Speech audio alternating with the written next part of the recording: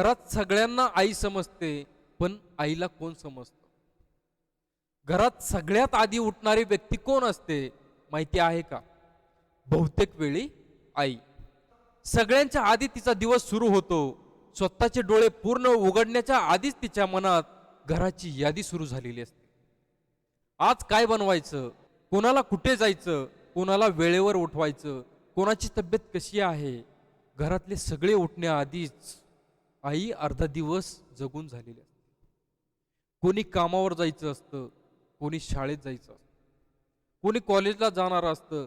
सगळ्यांसाठी वेळेवर चहा, नाश्ता, डबा हे सगळं करताना ती स्वतःचा चहा गरम आहे की थंड आहे हेही विसरून जाते. घरातले लोक बाहेर पडतात आणि घर रिकामं होतं. पण आईचं काम तिथे संपत नाही. उलट तिथून तिचा दुसरा दिवस सुरू होतो. घर आवरणं, भांडी, कपडे, साफसफाई, पुन्हा दुपारचं जेवण. आणि हे सगळं करताना तिच्या मनात किती विचार आलेले असतात हे कोणी पाहत नाही.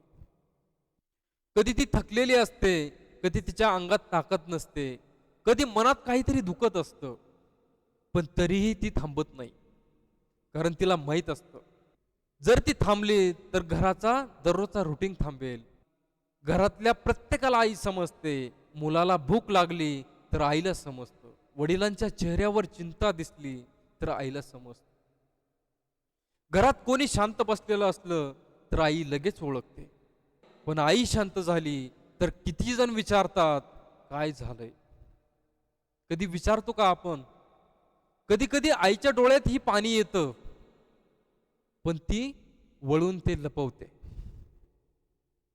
कारण तिच्या अश्रूंना वेळ नसतो, तिच्या थकव्याला सुट्टी नसते, तिच्या मनालाही आधार हवा असतो. पण ती स्वतःच सगळ्यांचा आधार बनून उभी असते. घरात एखाद्याला ताप आला तर सगळे आईला हाक मारतात.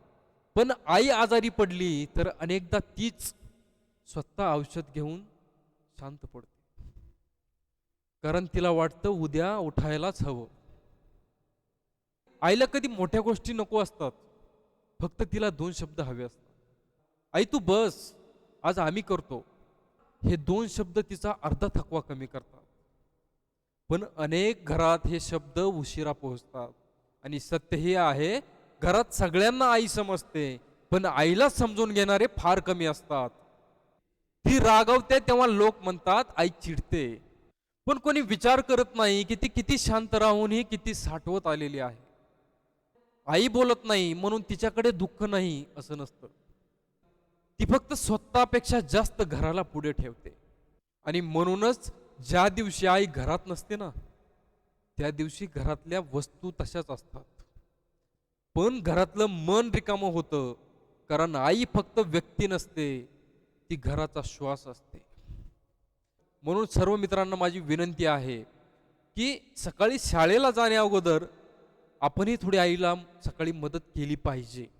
आणि शाळेतून कॉलेजमधून आल्यानंतर सुद्धा खेळायला जायच्या अगोदर आईला थोडीशी आपण मदत केली पाहिजे. कारण तिला बी थकवा आलेला असतो, तिलाही त्रास होतो, दुःख होतं. मग आपलंही कर्तव्य आहे की आपणही तिला थोडीशी मदत केली पाहिजे. आपलं काम आपणही थोडंसं केलं पाहिजे, तिला मदत होईल. सर्वांनी आईला मदत केली पाहिजे. मित्रांनो, आपल्याला सुट्टी असते पण आईला सुट्टी नसते, कधी सुट्टी नसते. ज्या दिवशी आपल्याला सुट्टी असते त्या दिवशी आईला जास्त त्रास होतो आपल्यामुळे. हे थोडंसं आठवा, हे थोडंसं लक्ष द्या. त्यामुळं आपण जेवढी आईसाठी मदत करू शकतो तेवढी मदत केली पाहिजे. धन्यवाद मित्रांनो. मित्रांनो, व्हिडिओ आवडला असेल तर व्हिडिओला लाईक करा, शेअर करा, कमेंट करा. आणि या चॅनलवरती जर नवीन असाल तर चॅनलला सबस्क्राईब करायला विसरू नका. धन्यवाद.